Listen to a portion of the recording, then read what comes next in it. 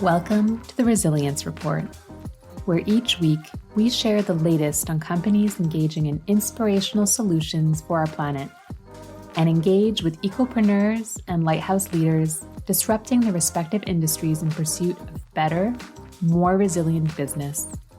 I'm your host, Lauren Scott. Thank you for joining me as we dive into this week's report.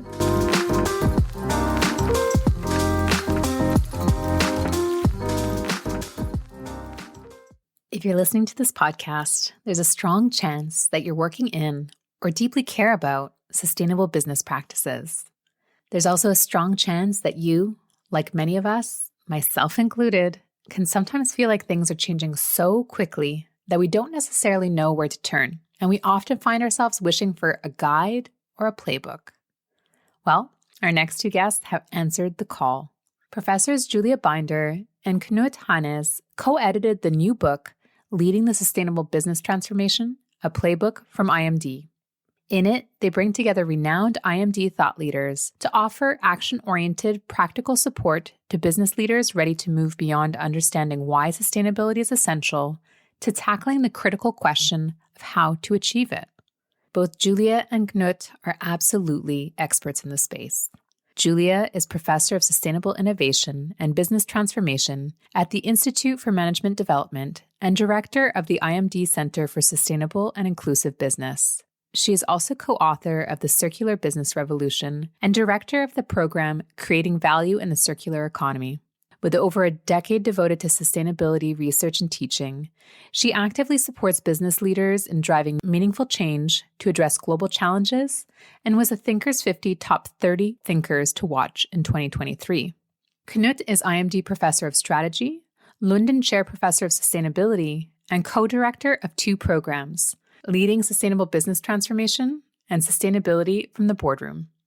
His TED Talk, 2 Reasons Companies Fail and How to Avoid Them, has attracted over 2.3 million views.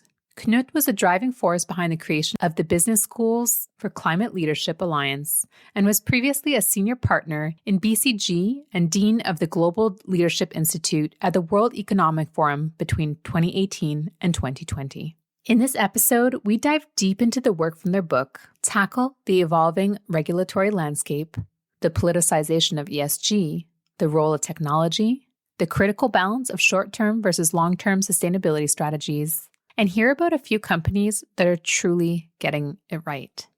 Get ready for honestly a thought-provoking conversation on how businesses can navigate complexity, embrace innovation, and lead with impact. Let's get started.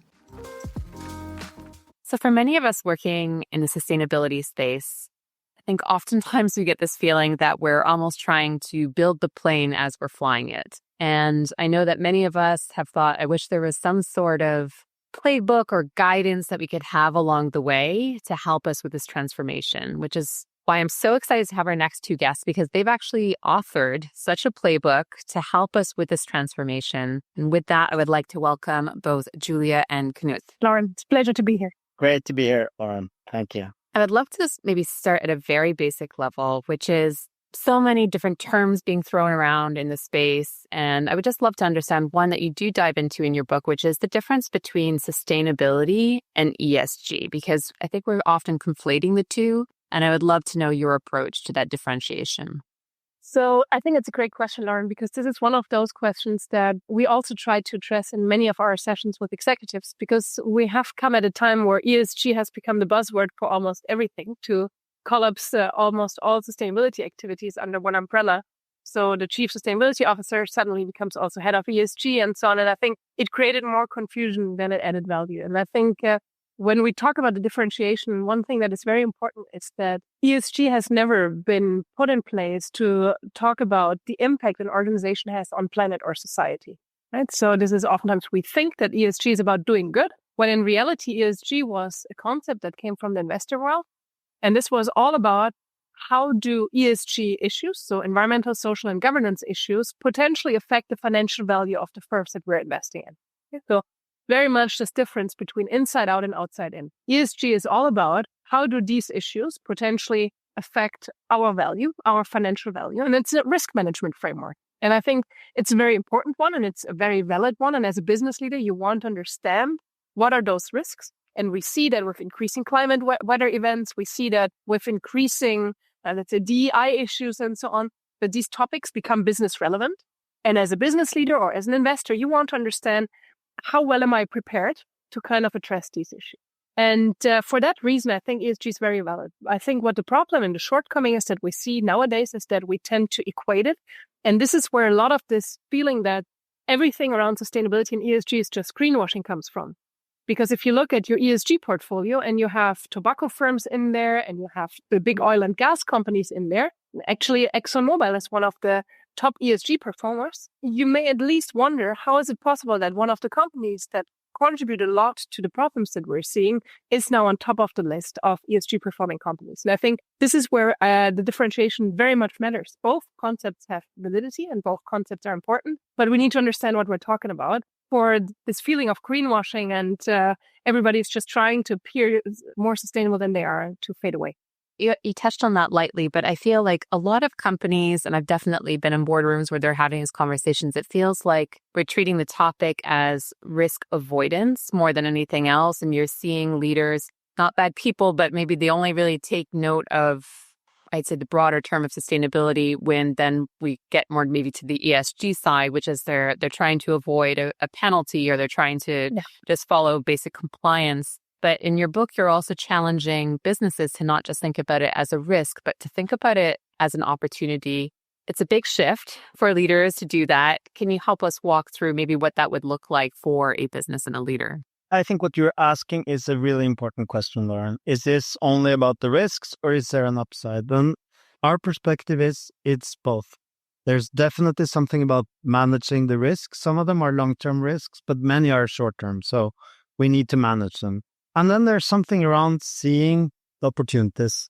First of all, if we take a long-term perspective, the opportunities are huge, right? If we think about the infrastructures we will build, if we think about how we will address the energy transition, etc., there are huge, big, long-term opportunities. But I think there are opportunities in the short term as well. I mean, I think there are definitely cost-related opportunities. There's definitely something happening on the consumer side. If we can choose, we have to choose things that actually are, more efficient or more responsible, etc.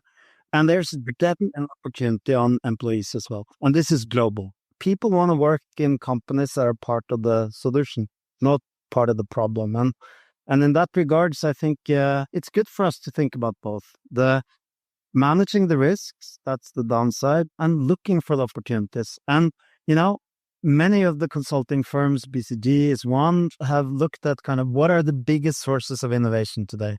And sustainability comes out on top. So it is a real great, super interesting source of new innovations. And maybe that's the way to think about it, I love that being a positive spark for innovation. And I think that is definitely what we're seeing in all these different emerging industries as well. In the background of all of this, there's certainly a lot of polarization and perhaps even, certainly politicization around maybe more the term ESG than possibly sustainability. Yep. But in doing your work and your research, did you see if there are any successful mechanisms with which we can almost reach across the aisle and show that this is an opportunity for all of us and it's not one versus the other? Yeah, I like this question a lot, Lauren, because I think what you say is absolutely right. Oftentimes it's more an allergy to the term, to these three letters, or even the term sustainability, where many feel it's woke or something that is unrelated to business, where in reality it's at the heart of business. Because if we don't get access to resources, we don't have resilience business, then we have a problem, right? So, and this is something that most business leaders understand. So I think one tool that I like to use a lot is framing and reframing, because I think it's very important that we stop coming and trying to push this agenda from our lens, which might be for some of us, and I could imagine that this is true for some of your listeners as well. We're very idealistic about this. We want to do better. We want to save the planet. But if we come with that agenda and try to have the same story and the same kind of ambition, motivation, and push that to everyone, we may not be heard. And I think this is where it's very important to start understanding what is it that my counterpart that I'm trying to convince, that I'm trying to get on board of this agenda, what are they worried about, right? If it's the CFO, how can we save costs? And sustainability, there are important cost savings. If I optimize resource use, there is an important cost saving in that, right? So if I'm talking about marketing, Knut already mentioned it, then there is a positioning issue. There's a differentiation issue. If I talk to R&D, there's innovation potential, and so on and so on. So I think we need to make a very conscious effort to make this topic more relatable to the worldview of the respective people that you're talking to. And I think oftentimes we're still living too much in our sustainability bubble. We think that everybody cares as much, and we think that everybody has as much knowledge as some of us have. And I think we just need to understand where is it that we can basically really relate it to the pain points, to the problems, and to the interests of our counterpart. And the topic is very thankful with this regard, because we can really almost find something in for everyone. But we need to make this conscious effort to say, instead of just saying, let's put some money in here to save the world, how could it benefit our business, right? How could it be an impetus for innovation? How can it help us to save costs? How can it help us to make the business more resilient? And so on and so on. And many of our listeners are probably in that innovation space, and that they're working for businesses that are at the intersection of sustainability and technology. What kind of role do you think technology plays in all of this? Because on one hand, you have certain parties who are saying probably technology is going to be at the heart of finding solutions to address resiliency and sustainability. And then there are other groups who are valid in their claims that are saying, yes, but a lot of the solutions right now with technology, for example, generative AI, different mining practices, are putting so much pressure on our resources. So how do businesses hold these two truths at the same time? And is there a way to kind of move forward with that technology lens? So at least my perspective is technology is going to be a major unlock on this one. And it's a little bit difficult to imagine it if we just think about the world as it is today, because then we become a little bit incremental in terms of, okay, we know what we have, we know how to pull the different levers, etc., but we don't know what we don't have. So another way to think about it is to just move far out and say, okay, we're 2100. Let's assume we have the energy transition in some way under control. We have developed much more circular business models. So in a way, we've done something. And then if we look back and ask ourselves, how did that happen? Well, it happened largely because of technology. AI, new renewables technologies, new ways of creating, efficient logistics, supply chain systems, etc. So my perspective is technology is a big, big positive lever. But short term, it of course also means use of energy, lots of focus on developing the new solutions, etc. But that's because we think of the world in very kind of incremental terms. On this, I am a big believer in stepping to the future and looking back and asking, how did all of this happen? Because it will. It will. We just don't know exactly how fast. And maybe just to add to that, Lauren, I think it's somewhat a double-edged sword. So when you say some say that, some say that, I think both are right. Both camps there is some truth to both of this. There's some truth to both camps, but I think in the end, there's a question. And when we see it with Microsoft and others, that their energy consumption went through the roof, right? 30% increase since we introduced generative AI. Water consumption, particularly in water-scarce areas, to cool down all these servers. It takes a massive environmental burden. There are big social questions that are unresolved, right? How many of these jobs will AI take? So there are very valid concerns when it comes to technology. I'm personally, like Knut, a big believer that technology can help us to achieve a lot of our sustainability, ambitions.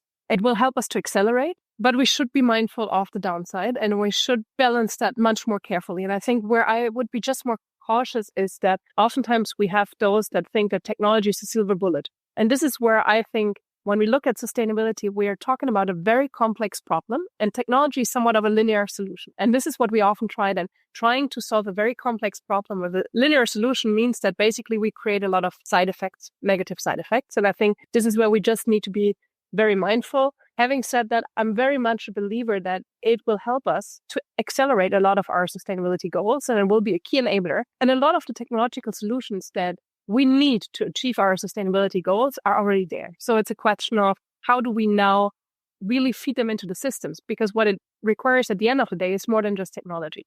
Consumer changes, political changes, and so on. So for me, it's one part of the solution puzzle piece. I completely agree that the technology landscape is just changing so fast. And I love the idea of shifting from incremental to more that longer view Another area that's changing so fast is the regulatory landscape. And if we put our hat back on as a business leader, this can be very overwhelming of staying on top of all of the different changes, especially if you're an international company. Did you see anything in the research for your book that helps kind of bring leaders along with these changes, either staying on top of the regulations or just approaches to how to think about this nonstop level of change from a regulatory standpoint that could impact the business?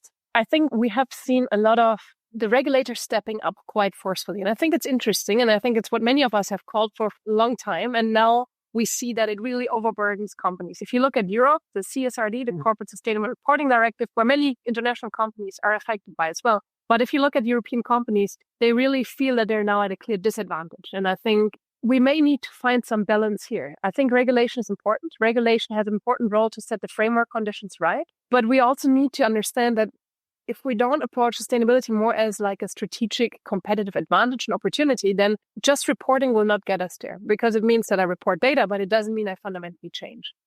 And if you look at the other extreme, then you see China, that really sees the massive strategic opportunity in mentoring a lot of these fields without being really pushed by regulation, maybe by subsidies, right? Quite the opposite regulatory kind of incentive. And here you see that they really see the potential of these markets that are currently evolving. So when you ask me for solutions, it's obviously difficult, but you mentioned technology before. There are now a lot of AI solutions that actually help you to write and generate these reports and to also align it with the different reporting standards. And if you ask me how this will develop, I think we'll see alignment, right? We see that ISSB is looking for international alignment of these different standards. And if we look back, we had in the past a situation where we did not agree on how to report on economic performance globally, right? So today it's completely unimaginable, but it took some time to align and say, these are the numbers we report. This is how we evaluate success. And I think we'll have the exact same with ESG or sustainability, where we're just in a much more immature kind of context where these standards will need to develop. We need to align. And this is maybe much more difficult today where this topic is so politicized and we see a lot of geopolitical tensions anyway, that it's much more difficult to agree. But I think this is where we'll eventually end up. But I'm wondering, and this is an open question, how much regulation is enough and how much regulation do we need? And what is the perfect kind of level of regulation? And I'm not sure that any of the countries have cracked it yet. Mm-hmm. Yes, CSRD is certainly, I'd say, the pressure test for many of us right now of just seeing, and, with sustainability teams. And I think it's also part of the natural first wave of setting something up that it feels a lot harder until the wheels are in motion. But certainly, I think it's all hands on deck from sustainability teams just to report. And then they're not actually doing the work. So it is. And that is a big problem. And that is a big problem, right? Because this is where we then don't approach sustainability strategically anymore, but really as a tick the box exercise, not because we want to, but because we simply do not have hundreds of people that just collect the data for these reports. And this obviously has pushed a lot of the strategic ambitions in the background, which I think is very unfortunate. Well, I'd be very interested. I hadn't heard of anybody really talking about the use of AI to help generate some of this information more quickly for the reports, that I love that angle. I am curious as well, when you're doing the research, and maybe you can't name drop any of the companies, maybe more generally on an industry level, but did you see any companies doing this transformation really well that those of us in the space can look to as positive examples? Yeah, I think there are companies who do it well. And I want to build a little bit on Julia, and then I don't think I can mention names, but I can at least talk about some of the companies, okay? But I just wanted to build on you, Julia, because you talked about them. Lauren, you mentioned as well, CSRD, Europe, super complicated. And I agree. But if we go back 10 years, the challenge we had on sustainability was we had no standards. We had so many different rating agencies. We had so many different ways of reporting. There were rankings all over the place, etc. Now we're getting towards standards. CSRD is very complex. My personal expectation is that we will see an alignment and it has to become more pragmatic. So in a way, if we think of it through the lens of learning, we will get there. If we think of it through the lens of how much effort is required today, it's a bit depressing, to be honest. But from a learning perspective, there is something happening, and it's definitely, I think, there's room for an alignment. And I expect that has to happen, to be honest. And then there's the companies. I think there's like a mix here. The companies that I see doing this well, first of all, they're very clear on what they have to do and what they don't have to do. And then they're very clear on what they have to do now and what they can do later. So they don't think of this as a kind of massive thing, but they kind of do it very targeted. And then they are very clear on what they have to have primary data to do and what they can do through simulations and, more software, etc., just to make it as compacted as possible. The companies that I see not doing it well are trying to do everything at once. It becomes really overwhelming. It's almost overwhelming, even if you're smart about it, right? So if you try to do everything at once, it is simply too much. And that's why companies have to zoom in on what they have to do now and where they have to get primary data and then really focus on that. And in this area, I think also trying to be the most clever one is not necessarily the best strategy. It's good to kind of see what others do, learn, be pragmatic about it. And I think those are the companies that do that are the ones that I think see getting through it well and learning and developing. And many others are just putting their hands over their head for good reasons and saying, this is too much. And maybe just to add, Lauren, I think we will be publishing a new report on sustainable business transformation and what are the companies that are particularly successful on the 10th of January. And maybe to already just give you some insights there, we find 3 transformation accelerators. So those companies that go beyond, let's say, the tick the box must-win battles in sustainability are those that manage to really approach it from an innovation lens, from aligning it with their digital technology strategy, and that leverage their ecosystem very well. And here, I think 3 good examples that we highlight in this report as well is from an innovation standpoint, Decathlon is actually doing a great job. They're really approaching it from how can we move all our business more towards circular, and whether this is product as a service, whether this is more recycling, whether this is secondhand markets and so on. So Decathlon is a great example here. They're very, very strategically approaching this topic. Siemens on the topic of how do we align our digital strategy with the sustainability strategy, and how do we see digital as an enabler of sustainability and vice versa. And then ecosystem, maybe a company that is not so well known, but actually interesting players, Wärtsilä. It's a Finnish marine company. They're in the B2B space. And they really, really leverage their ecosystems to help other companies to decarbonize. So they see themselves as, let's say, a support of the decarbonization efforts of others. And they really leverage the ecosystem extremely well because, as we know, sustainability is not a single company game. So I think those companies that really manage to build up these superior ecosystems are the ones that will win in a sustainable future. And I love that you bring up the topic of circularity because, Julia, you're very well known in the space for circularity. So I would love to pick your brain a little bit further on that. I'm starting to see, it's always interesting to observe leaders and what buzzword they're starting to insert into their sustainability talk track. And I'm starting to see circularity slowly start being woven in, and I'm not totally convinced that all totally understand it. However, it's interesting because I think at the end of the day, when you actually get into circularity, everybody understands it because it's so at the root of our legacy economy. Yeah.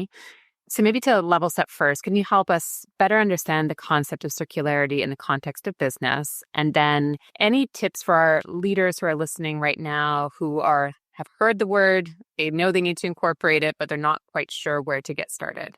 And I think, I love the topic a lot. And I love that you're saying that more and more actually use it in their strategies, because I think what we've been seeing is that very few have been really looking into circularity in the past, which I think is very interesting because there are studies that show when we talk about climate change, 50% is energy, but 50% is resource usage. And we almost exclusively talk about climate as energy, which I think, again, it's a very important part of this. But if I want to go to net zero, as many companies have claimed to that they want to, we need to talk about resource usage as well. And this is where the circular economy comes in. And maybe one important misconception, the one that I try to clarify always at the beginning, is that circular economy is so much more than recycling. Actually, recycling should be the last resort, right? So when we talk about circular economy, this is really about fundamentally rethinking how we use products, how we consume products, how we produce products. It's fundamentally a design question. If you think about this, 80% of a product's environmental footprint are determined at the design stage. 80%. So the choices I make at that stage determine almost everything that follows. And yet designers are very rarely part of the sustainability discussions. They're not trained in this. They're not incentivized. So I think if you ask me, how should we approach it? It really starts with design. Look at your design of the products. If I don't make them easy to disassemble, easy to reassemble, easy to reuse, then basically all efforts will fall apart. Because then a lot of the criticism of the circular economy is that it's so energy intense to get the materials back. But the reason for this is not the circular economy. The reason for this is how we design products, that we glue everything together, that we use a lot of different materials, right? So plastic is a very thankful material to recycle. But if I mix all kinds of different plastics, it becomes virtually impossible to recycle. So, and again, don't see circular economy just as recycling. This should be the very, very last attempt after all the other attempts have failed. And what we do in our work on circular economy is really showing the business model opportunities. And they range from how do we optimize resource use? They ranged all the way up to more regenerative design. But for me, the end goal is then really servitization. How do we move from ownership to access? How can we actually access the service of a product? And do we all need to own everything? For some products we may, and some of these might be important to us. But for many others, we might be very happy that others offer the service. I give you an example. I don't need to own a washing machine. I'm happy if I get clean clothes. It just needs to be very convenient and it needs to make sense from a cost perspective. But do I need to have this massive machine there? Do I need to operate it? I'm happy not to, right? So actually, a lot of these models can actually add customer convenience. And I think this is what makes it so interesting, because oftentimes when we talk about sustainability, we forget that there's still a consumer or a customer. And this is something, if we want to be successful, we cannot put customer needs last. They need to be first still. This doesn't change in a sustainable context. We still want to address customer pain points. We just do it in a much more smart way of how we use these resources. And actually, then it becomes a big business case, because in an economy where we're increasingly seeing geopolitical conflicts, as we just mentioned, I want to de-risk my supply chains as well. And this is one of the best ways to do so. And it comes back to that idea that sustainability can really be the catalyst for so much innovation for those new services, those new businesses as well. And Knut, you're well known for a TED Talk that you gave on looking at businesses from the exploitation versus exploration approach. For our listeners who are not part of the millions who watched your TED Talk, would you mind explaining a little bit the difference between those two concepts? But then specifically, do you feel like there's a sustainability lens that we can apply to that approach that you've shared? Yeah, thank you for asking. And I'll start with the sustainability lens, and then I'll use that to explain hopefully a little bit the concept as well. If we take energy, we need the energy we produce today. Lots of it is fossil. Increasingly, there's renewables, etc. So we need to do the things we do today. The world can't live only on the renewables. But then we also know that we have to change. So we have to become renewable more, and over time, we have to be fully renewable, right? That's how it is. So short term is doing what we do today. Long term is changing. And that's the trade-off. And we would just be super naive if we thought that we could live without doing a balance between the things we do today and then gradually creating the things we need for tomorrow. And that's really this trade-off. It is, how do companies or even individuals balance being good at what we do today and renewing ourselves for tomorrow? And that's fundamentally a sustainability topic. Sustainability is not about just, as we talked about, the energy use or recycling, etc. Sustainability is about surviving and succeeding in the long term. And the way to survive and succeed in the long term is really to renew ourselves, taking into account the things we're good at in the short term. And I think it's a good thing to think about, because we can't just do more of the same. We can't just do new things. We have to find the balance. And the world is in that kind of balance right now. We're to figure out the path to a future which will be somewhat different, knowing that we have to do all the things we do today as well, because the world without energy is a terrible world. It's all clicking in so well, because yesterday I was at a conference and I was speaking to somebody and we were talking about how Texas is now a leader in renewable energy. And he was so shocked, but it sounds like they're probably just embracing this approach. That's right. That's how it is. And I think we have to be realistic here. And energy is just one part of this, but an energy transition takes as a starting point that we like energy. We just have to address the externalities of as it relates to climate. So over time, we have to shift it, but we can't shift it without having energy in the meantime. And that's, I think the ones who understand this the best are actually the energy companies, right? How fast do we have to move this? This is the monkey on our shoulders, right? Are we doing it fast enough? Do we have the right incentives? Is there enough competition to get there? Do we have to stimulate and regulate, etc.? But I think we have to start by recognizing that this is a balance between the short term and the longer term. That's the fundament, I would say. And that is the fundament of sustainability as well, you know? And I think the Texas example is great, Lauren, because it basically really shows you don't have to be in sustainability for just motivation or intentions, good intentions, but you can be there for simply economic good reasons, right? Texas is clearly not doing it because they want to push the sustainability agenda.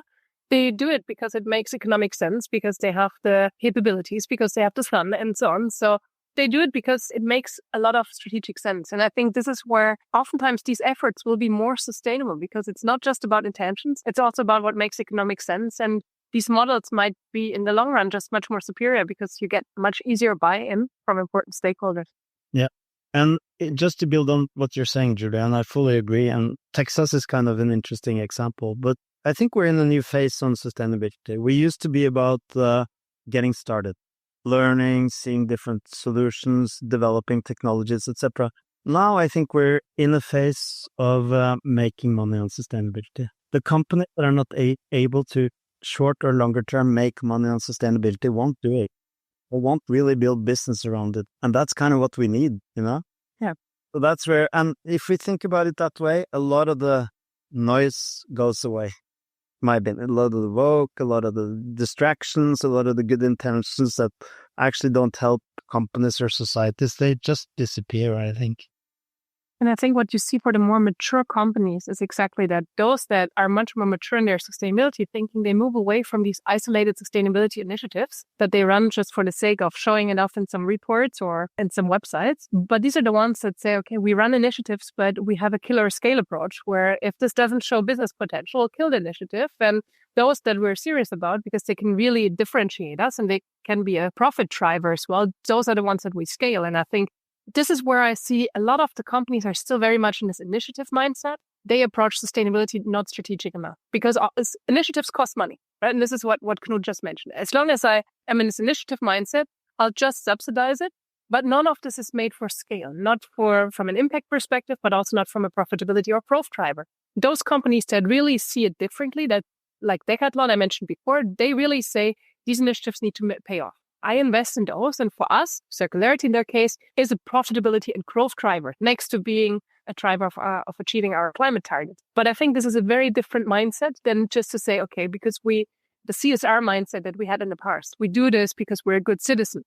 No, you do this because it needs to make business sense, because otherwise it's the first initiative that will be cut if things don't go super well. You're right. Thank you both. This has been so interesting. And I would love to maybe towards the end of this conversation to go more on a personal angle for both of you. You've been really successful in getting the message out there and dedicating part of your career to sustainability, if not all of your career to sustainability. What made you want to transition into this space? Was it from childhood that this was an area that you were interested in, or was it a moment in time throughout your career that you decided to pivot over? So for me, it was actually when I was studying business with a focus on marketing, which I studied more out of, I think I like to do communication, but I don't know really what to do in life. And I was close to finishing my studies and I felt like everything I do has absolutely no meaning. So I called my dad and I said, look, I'm going to study medicine. And he said, clearly, you're not going to study medicine after we just paid your studies around the world for the last 5 years. And I said, clearly, I'm going to study medicine because this is for me the most obvious thing where I can actually positively contribute instead of selling more underwear or coffee capsules. And he said something very meaningful. It took a while because I hated him for some days. But then he said, try to use the tools that you've acquired in your studies to have the meaning that you're looking for. And this is where I had come across this topic of sustainability, but suddenly it made sense to say, why is this such a niche topic in the business world? Why is this still this, okay, only the left-wing activists with Birkenstock will actually touch this topic? How can we bring it out of that niche and make it more relevant? Is actually where we'll need a lot of communication, where we'll need a lot of marketing and positioning and USPs and so on. And this is where I then transitioned, did my PhD afterwards with a focus on sustainable startups, which I felt they were just much more advanced in kind of really coming up with companies that are completely balanced on environmental, social, and economic considerations. And then later on, and this is now accumulating here at IMD, to really say, okay, what does it mean for companies to transform if they realize that maybe our current business models are not aging very well? So how do we get out of this? And what can we learn also from startups in that space? And this is where I'm keeping myself busy nowadays. Super. So I'm going to start with a cliche. okay? Which is, of course, North America, Canada cliche. Wayne Gretzky, the puck is going this way. We can like it or not, we can kind of dispute it, but the puck is going this way. The change has to happen for nature-driven reasons. So I think there's like a very big trend, and we can have impact on that trend. There will be great businesses built on that trend. So that's kind of the big picture. And then personally, I think sustainability is a great place to combine head, heart, hands. Head, the strategic, heart, the right thing to do. I mean, not only morally the right thing to do, but from a business perspective as well. Hands being, how do we not only talk about it, but create real actions as well? And that's why I think sustainability is meaningful and it's fun and it's inspiring. And maybe there I would say that, I used to work in sustainability when nobody gave it attention. Now, with the backlash, hey, a backlash is a lot better than no attention. The backlash is actually, in my opinion, a big opportunity. There's attention, people are discussing it, people who don't like it are willing to engage around it, etc. That's a good thing in many ways. We're just learning, and it's fun to be part of that learning. And I think in many ways we can be very optimistic as well. And I would also love to ask you if you could go back to, I guess for Julia, it was that specific moment speaking with your father and maybe more generally, but if you could go back to that start of your time in sustainability, is there one piece of advice that you would give to that younger version of yourself before they embark on the sustainability journey? Oh, wow. The piece of advice I would give to myself would be talk to people who don't agree.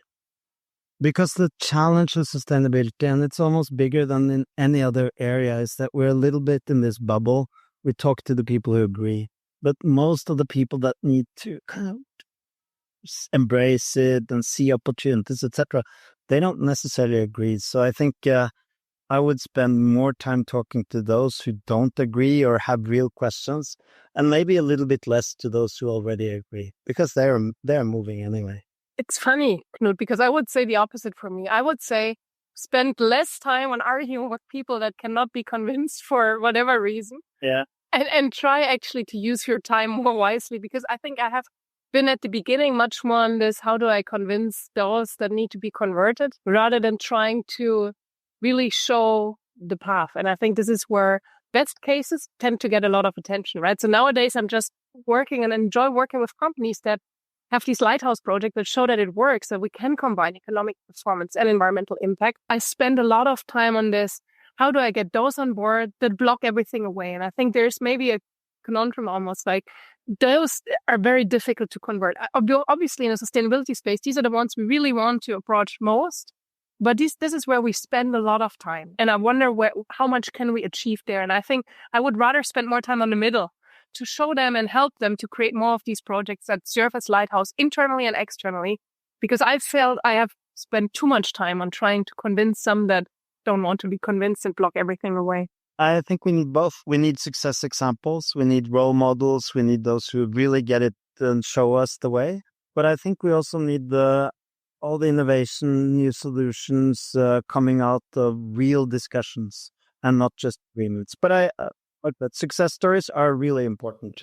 And maybe Lauren, really just this reframing. I would do that early on. I would do the reframing early on, trying to connect to their worldview much better instead of trying to convince, trying to see how does it relate to their objectives, to their pain points, and help them to either de-risk that or help them how this helps them to achieve their goals. I think is a very, very powerful way to get the message across. Absolutely. It sounds like it humanizes it a lot more, and it's less theoretical and more speaking with as opposed to speaking to somebody else. I think a colleague of ours, George Kohlrieser, he always said it's not about that we lead the change, right? We inspire the change.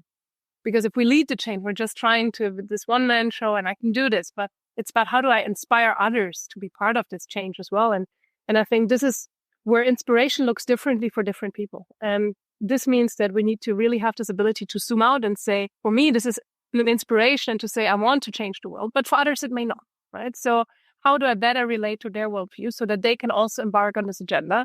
Maybe less from this doctrine kind of, you need to do it. And on the topic of inspiration, I have no doubt that our listeners are inspired by everything you've shared today and would love to continue that by accessing your book and learning more about your work. Is there a specific place where you would direct them towards to find out more? We have a landing page at IMD. So if you Google the book and IMD, they will get also a little, let's say, glimpse into the book and everything. So I think it's a good place to start. Well, thank you both so much for joining me. We do like to end every episode with the same question, and I cannot wait to hear your responses, which is, what do you think it will take for businesses and leaders to be resilient going forward? Knut, you go first. Wow. I can understand you asking that at the end. That's a tough one. But for me, when I think about this topic, one thing that comes to mind, which is, are we able to do what we have to do before we have to? And I think the challenge to many of these things is moving before we have to. And good leaders do.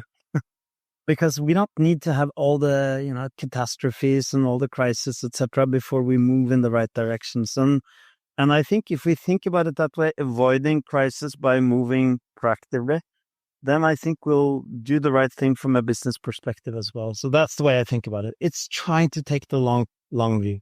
For me, it might be obvious, Lauren, but I think for me, it's really those companies that manage to shift towards much more circular practices are the ones that will increase their resilience. Because if we look at what are some of the big, let's say, risks for business continuity nowadays, is that I don't know where to get my resources from, or that costs go through the roof, or that there are resource shortages, right? So these are important questions when we talk about business continuity. And I think this is where circularity comes in. If I'm not just selling off every product, if I manage to keep these products and I own the materials and I see that materials and resources actually have a lot of value, and so does waste, then suddenly I can very much increase the resilience of my business by saying, how do I keep these resources much more in my hands and in cycles? And I think this is, for me, the biggest driver of resilience for the future, and those companies that manage to get that. And if you're much more an extractive business, then it's more about regeneration, right? So regenerative agriculture, regenerative mining, and so on.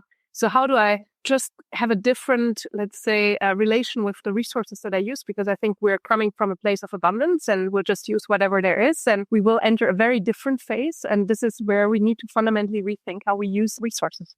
Well, thank you both so much for today's conversation, as well as taking the time to put together this playbook. As I mentioned at the start, I think this is probably something that so many of us in the space have been looking for. So thank you for all of the work that went into this as well.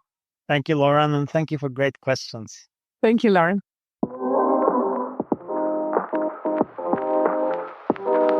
I hope that you've enjoyed this week's edition of the Resilience Report. If you would like to hear and see more, be sure to check out @The Resilience Report on YouTube, Instagram, and LinkedIn. Until we connect again, remember, even on the darkest of days, we all have the opportunity to be a lighthouse for others as we collectively pursue better, more resilient business.